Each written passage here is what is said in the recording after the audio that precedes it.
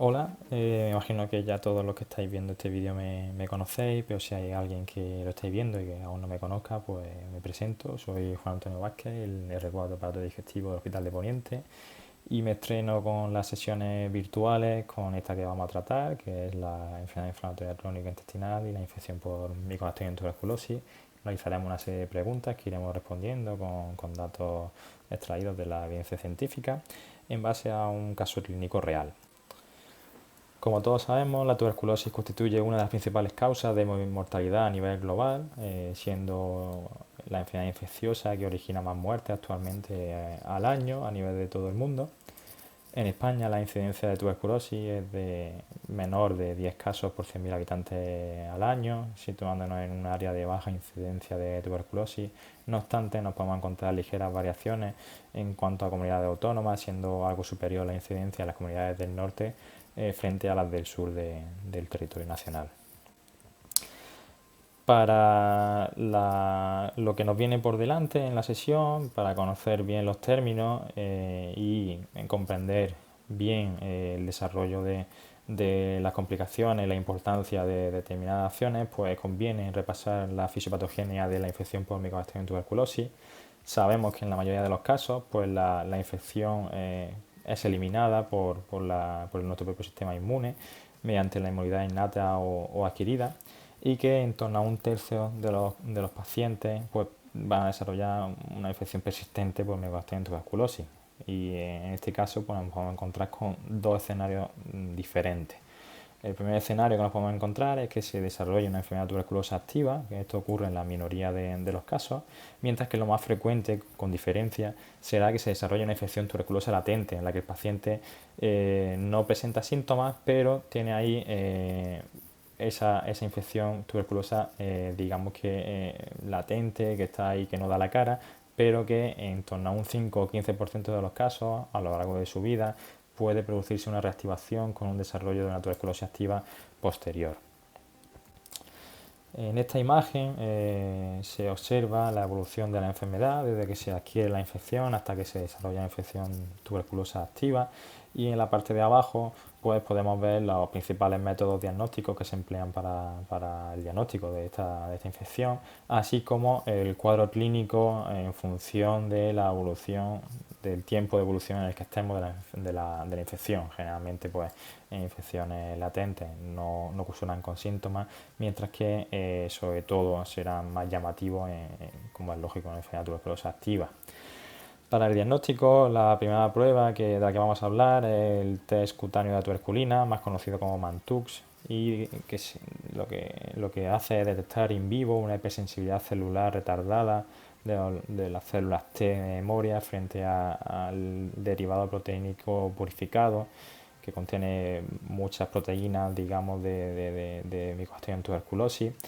Y entonces, pues lo que nos pone de manifiesto esta prueba es si el organismo ha estado en contacto con Mycobacterium tuberculosis en algún momento. Posteriormente, más adelante, se desarrollaron los test IGRA, que provienen de la sigla en inglés de ensayo de liberación de interferón gamma, que permiten la cuantificación in vitro de la producción de interferón gamma por los linfocitos T sensibilizados frente a Mycobacterium tuberculosis. Estas dos pruebas son bastante buenas en evaluar el contacto del organismo con el Mycobacterium tuberculosis. Sin embargo, no nos permiten diferenciar si se trata de una infección tuberculosa latente o de una tuberculosis activa. Para diferenciar entre una u otra, deberemos de basarnos en los síntomas, el cuadro clínico del paciente, así como en otras pruebas diagnósticas, principalmente la radiografía de tórax, que nos aportará información sobre si presenta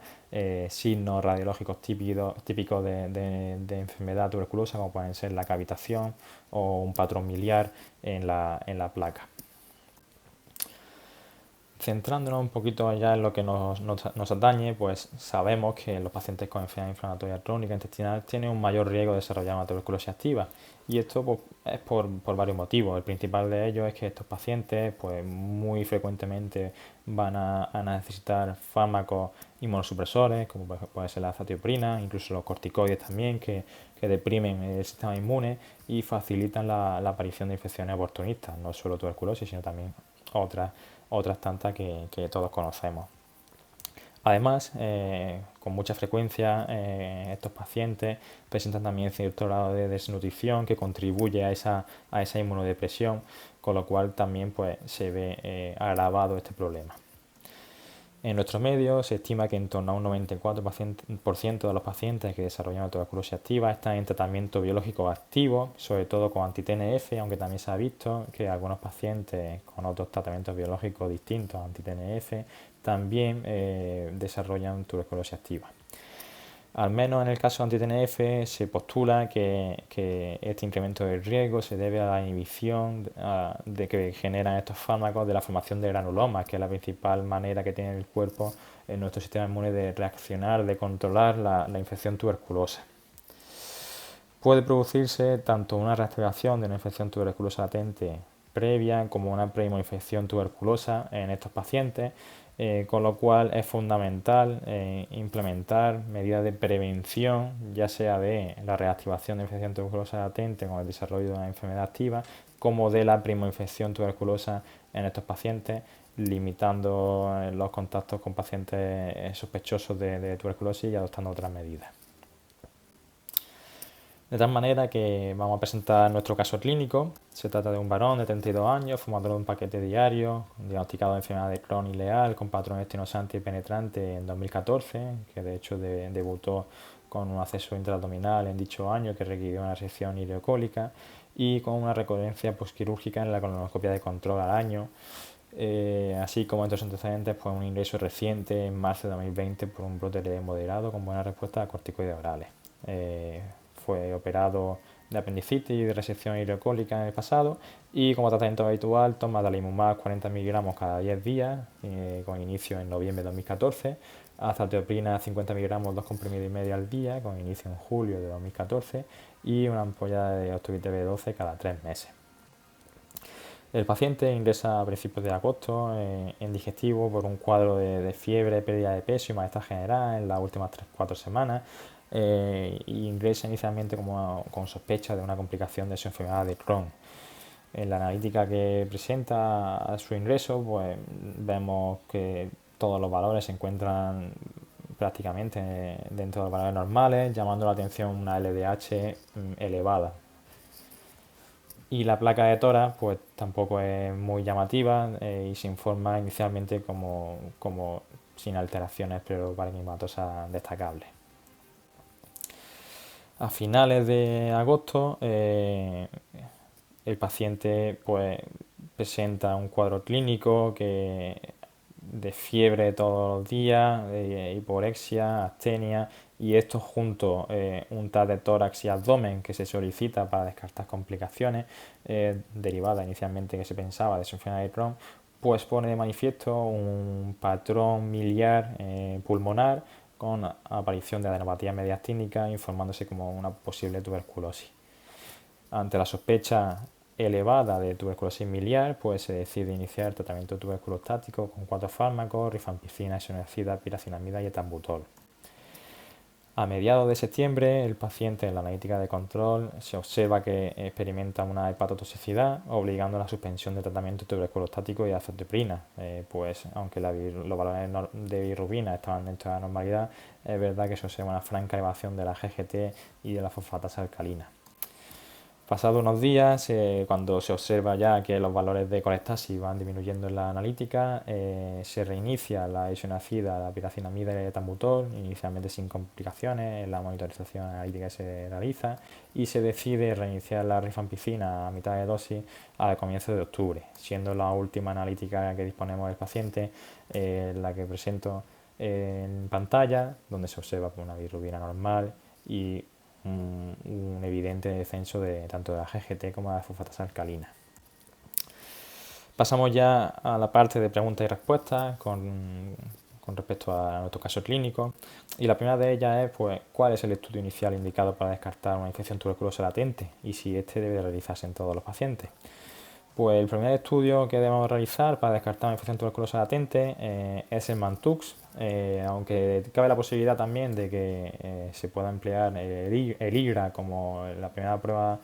para descartar infección tuberculosa latente. En nuestro medio se prefiere el Mantux sobre el IGRA, ya que es más barato y el resultado no se ve influido por la vacunación, al menos en nuestro medio, y puede detectar infecciones más antiguas. Por este motivo, la recomendación actual del Grupo Español de Trabajo de Enfermedades de Crohn y colitis ulcerosa recomiendan realizar únicamente en Mantux, aunque dejan abierta la puerta a poder también cribar inicialmente estos pacientes con IGRA. Esta estrategia recibe el nombre de cribado precoz y se recomienda que se realice siempre al diagnóstico de la enfermedad o antes de recibir inmunosupresión. En su defecto, pues también puede realizarse hasta 2 semanas tras haber iniciado inmunosupresión o 3 semanas después de los corticoides en tratamiento de un brote. Y como digo, se recomienda una estrategia de cribado precoz en todos los pacientes con enfermedad inflamatoria en el momento del diagnóstico, ya que todos son potenciales candidatos a necesitar, a poder utilizar un tratamiento biológico en el futuro. También debemos de tener en cuenta que debe de realizarse un cribado obligatorio en todos los pacientes que vayan a recibir un tratamiento biológico principalmente anti-TNF o un inhibidor JAK, también antes del inicio del mismo, tengan o no un cribado previo negativo. Este cribado obligatorio se recomienda que sea doble con Mantux y con IGRA, y en aquellos centros que no dispongan de IGRA, pues se recomienda repetir el Mantux 7-10 días del primer resultado negativo, ya que este efecto booster permite diagnosticar aproximadamente un cuarto más de pacientes con infección tuberculosa latente que al principio no se habían detectado en el primer Mantux. ¿Qué seguimiento requieren los pacientes en tratamiento con biológicos para despistaje de reactivación de infección tuberculosa latente o infección por tuberculosis de nuevo? Pues aquí nos encontramos distintos escenarios, como puede ser pacientes con un cribado basal negativo que inician un tratamiento con biológicos. Aquí la recomendación es volver a cribar con Mantux al año de iniciar el tratamiento biológico. En la situación de pacientes que estaban recibiendo corticoides o inmunosupresores durante el cribado basal negativo, se sabe que estos fármacos disminuyen la respuesta inmunitaria, con lo cual pueden afectar a estos test diagnósticos, con lo cual la recomendación es volver a cribar con Mantux en el primer año de tratamiento biológico. Aquellos pacientes que se encuentren en tratamiento con anti-TNF y que hayan tenido un contacto con una persona con tuberculosis activa o que hayan viajado a países con incidencia intermedia o alta de tuberculosis, pues se recomienda volver a cribar con Mantux a las 8 o 10 semanas del contacto o del regreso del viaje. ¿Cómo debemos actuar para prevenir la reactivación de una infección tuberculosa latente en pacientes que van a recibir tratamiento biológico? Bueno, pues la principal pauta recomendada para la quimioprofilaxis es la isoniazida a una dosis de 5 mg kilo día, siendo un máximo de 300 mg al día, el recomendado durante al menos 9 meses. Esta pauta, como digo, es la pauta de elección. No obstante, puede haber casos en los que fracase, sobre todo por cepas resistentes a la isoniazida, que dependerá de la epidemiología local, así como por problemas de adherencia, ya que se trata de una medicación de toma diaria durante un largo periodo de tiempo que puede hacer que muchos pacientes abandonen el tratamiento. Los principales efectos adversos de este fármaco son la hepatotoxicidad, de la que hablaremos más adelante, y la neuropatía periférica. De hecho, algunas presentaciones administran también de manera concomitante vitamina B6 para intentar disminuir este efecto adverso. Se ha demostrado que la quimioprofilaxis disminuye hasta un 78% el riesgo de desarrollar una tuberculosis activa, con lo cual debemos estar muy atentos y en todos los pacientes que vayan a recibir un tratamiento biológico en los que detectemos una infección tuberculosa latente, debemos de tratarlos a todos. Como alternativa a la isoniazida tenemos la rifampicina, que se administra a una dosis de 10 mg kilo día con un máximo de 600 mg al día durante al menos 4 meses. Se ha visto que con esta pauta presenta una eficacia similar a la pauta con isoniazida durante 9 meses, aumentando la adherencia, ya que el tiempo de tratamiento es menor, y con una menor hepatotoxicidad que con la isoniazida. No obstante, en contra de esta pauta, tenemos que presenta una elevada frecuencia de interacciones farmacológicas y, sobre todo, pues, con fármacos de uso habitual en pacientes con enfermedad inflamatoria, como pueden ser los corticoides o los inmunosupresores. A destacar como efectos adversos la hepatotoxicidad, aunque, como he dicho previamente, en menor medida que con la isoniazida, el prurito, la erupción cutánea y la aparición de un síndrome gripal. Es importante que en todos aquellos pacientes que tengamos con un cribado positivo, antes de comenzar el tratamiento de una infección tuberculosa latente, descartemos que se trata de una enfermedad tuberculosa activa mediante una radiografía de tórax, ya que como hemos comentado al inicio de la presentación, tanto el Mantoux como el IGRA nos permiten identificar si un organismo ha estado en contacto con una micobacteria, pero Mycobacterium tuberculosis, pero no permite diferenciar entre infección tuberculosa latente y tuberculosis activa. Para ello nos basaremos en la radiografía, sobre todo con los hallazgos radiológicos típicos, cavernas, patrón miliar, que nos permitirá diferenciarlo junto con el cuadro clínico del paciente con una anamnesis dirigida y una exploración física por órganos completa.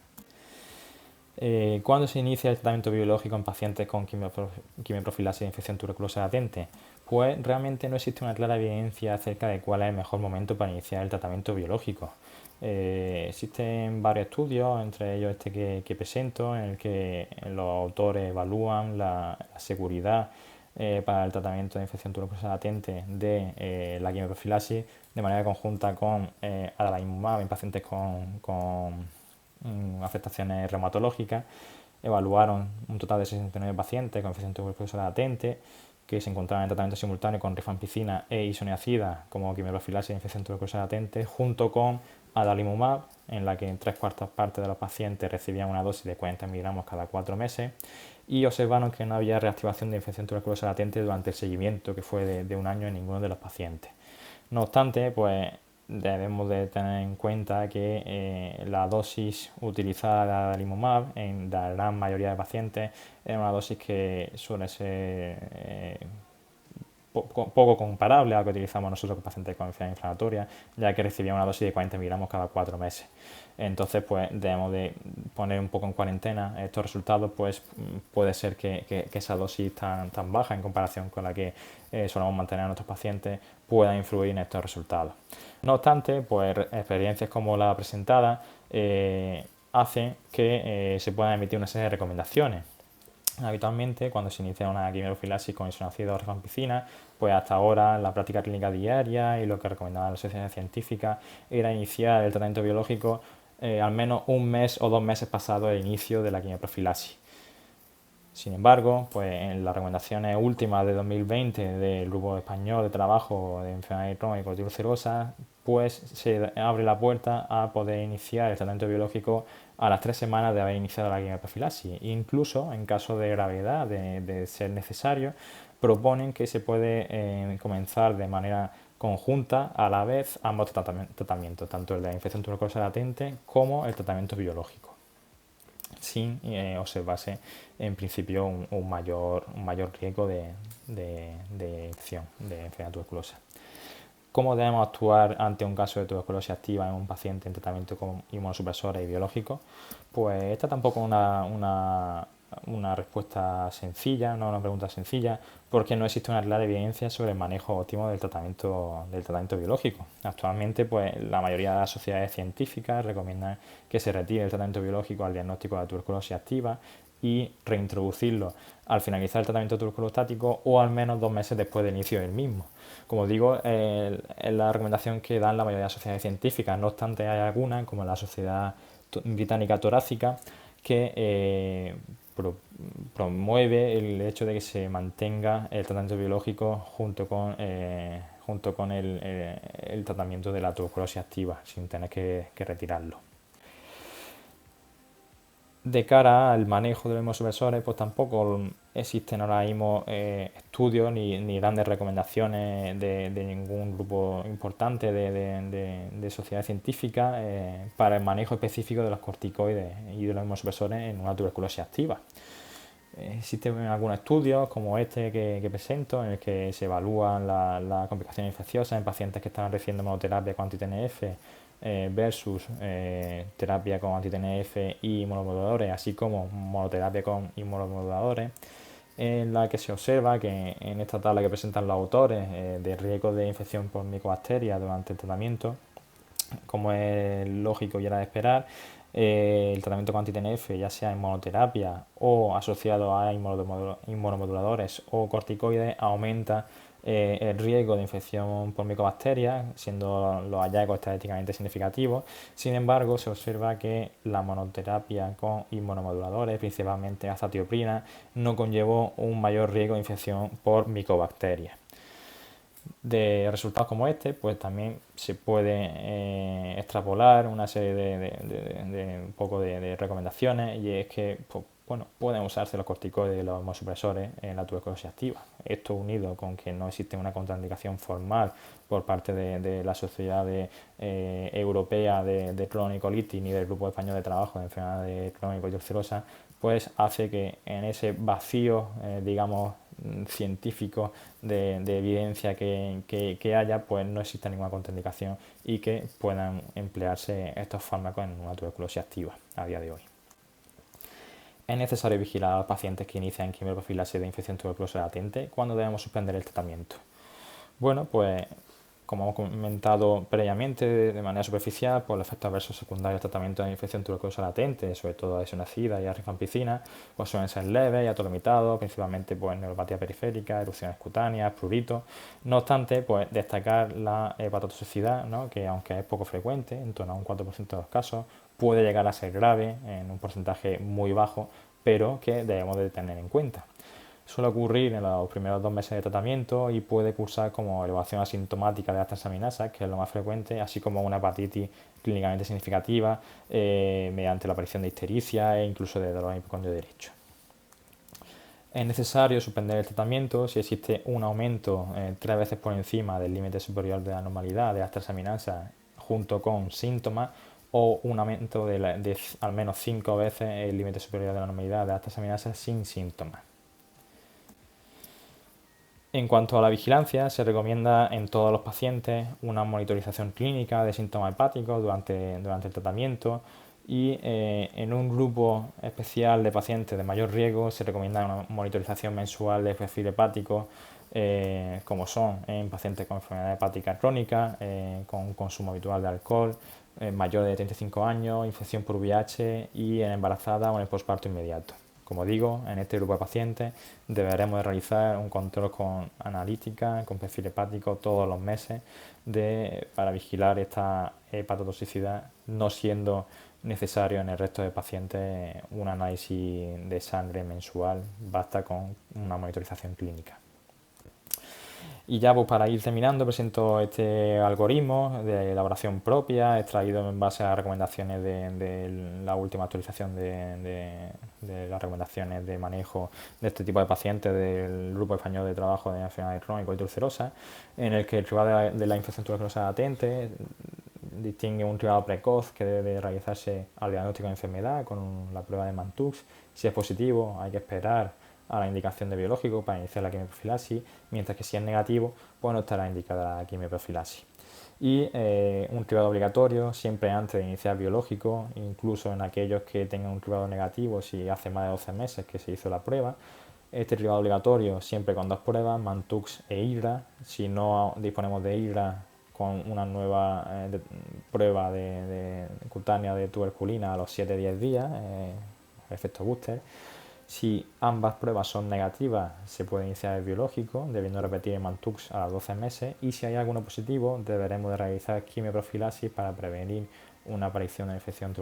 para prevenir una reactivación tuberculosa latente, y previamente deberemos de descartar una tuberculosis activa mediante la realización de una placa de tórax. Ya para finalizar, pues las conclusiones.